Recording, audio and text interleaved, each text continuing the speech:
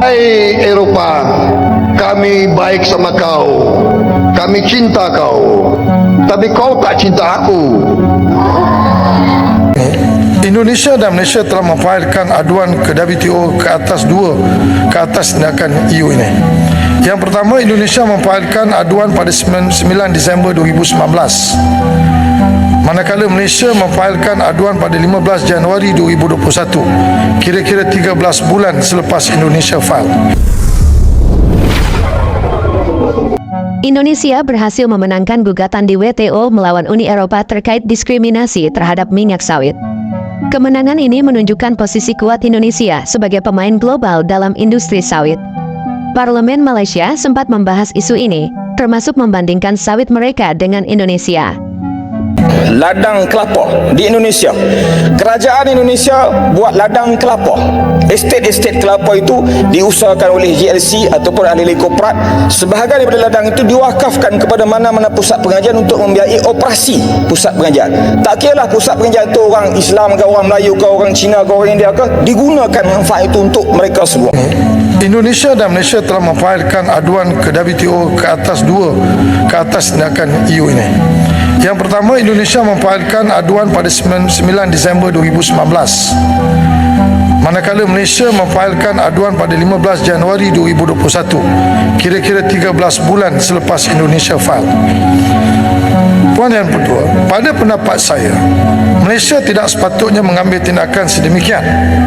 Hal ini kerana Delegated Act di bawah RED 2 menyasarkan bahan api yang berasaskan minyak sawit dan tidak menyentuh isu-isu kemampanan berkaitan minyak sawit secara umum atau direct. Indonesia adalah antara pengeluar bahan api utama dunia ataupun PME, Pump Master Ester, merupakan input adunan bahan api utama di Indonesia. Pada tahun 2023 dianggarkan 25.2% ataupun 12.2 juta metrik tan daripada pengeluaran CPO Indonesia diproses untuk menghasilkan PME. Pada tempoh yang sama, Malaysia hanya 1.4 juta. Daripada itu, biodiesel ini hanya 134,000 metrik tan. Sebab itu, apabila keputusan dikeluar, Indonesia telah mengambil pendirian bahawa apabila dia melihat Malaysia juga file isu ini dalam WTO, maka dia buat keputusan untuk tarik, dia suspend dia punya kes. Jadi tinggal Malaysia. Ringkaskan jawapan. Jadi sebab itu hari ini keputusan yang telah dibuat oleh WTO tidak ada siapa-siapa menang. Dia ada 20 isu yang bersangkut paut dengan ini, 10 dimenang oleh EU dan 10 dimenang oleh Malaysia. Tetapi banyak masyarakat di luar sana kurang faham soal isu ini. Jadi dia nampak seolah-olah kelapa sawit Malaysia lebih teruk daripada Indonesia. Sebenarnya Indonesia menarik dan dia mencari 12 bulan daripada hari ini untuk dapat keputusan. Tapi dia bagi kita dulu buat keputusan.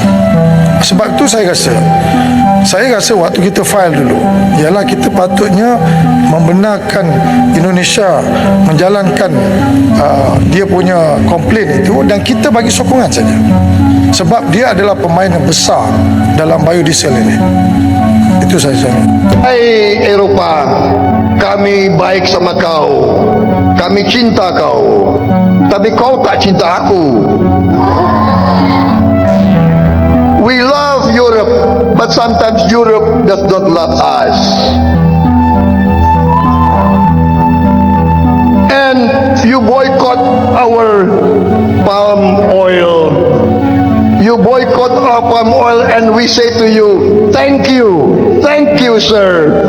You don't have to buy our palm oil. We will use our palm oil ourselves.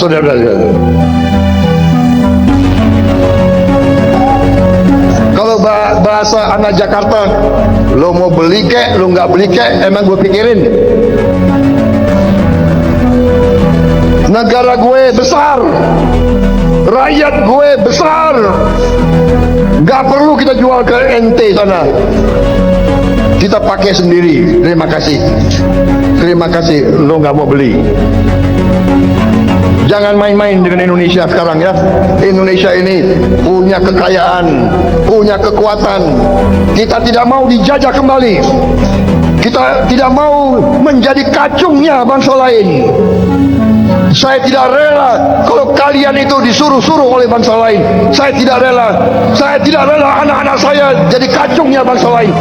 Dispute Settlement Body World Trade Organization atau DSBWTO atau Badan Penyelesaian Sengketa Organisasi Perdagangan Dunia memutuskan bahwa Uni Eropa terbukti melakukan diskriminasi terhadap minyak sawit dan biofuel milik Indonesia. Keputusan tersebut diambil dari laporan panel atau panel report WTO tanggal 10 Januari 2025. Menteri Perdagangan Indonesia Budi Santoso menegaskan, dengan hasil WTO tersebut, pemerintah Indonesia berhasil membuktikan memang adanya diskriminasi oleh Uni Eropa dalam sengketa dagang kelapa sawit di Badan Penyelesaian Sengketa Organisasi Perdagangan Dunia. Mendak menerangkan sifat laporan WTO tersebut meningkat kepada Indonesia dan Uni Eropa, dan Uni Eropa wajib mengambil langkah-langkah perubahan terhadap regulasi yang diperlukan untuk keberlanjutan perdagangan minyak sawit di Uni Eropa yang harus dipatuhi sesuai putusan panel WTO. Namun ada yang menarik, kemarin kita menang di WTO untuk kelapa sawit. Jadi itu satu hal yang membuktikan bahwa dalam kasus kelapa sawit dan biodiesel diakui Eropa melakukan diskriminasi terhadap Indonesia, dan kemenangan ini merupakan bukti bahwa negara Indonesia kita bisa fight dan kita bisa menang. Nah, ini kan kemarin khusus untuk sawit kita fight di RIDD yang kita menang, sehingga biodiesel yang sekarang kita ambil sebagai sebuah kebijakan itu mau nggak mau dunia harus menerima bahwa tidak hanya biodiesel berbasis rapeseed, soybean dan yang lain, tetapi juga yang berbasis daripada CPO.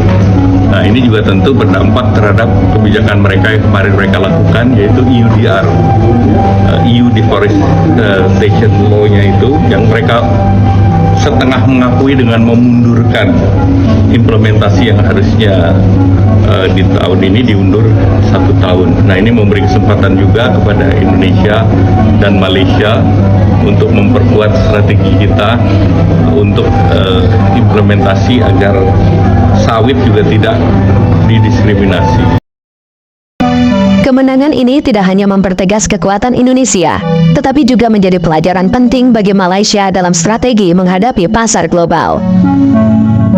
Bagaimana pendapat Anda? Tulis di kolom komentar.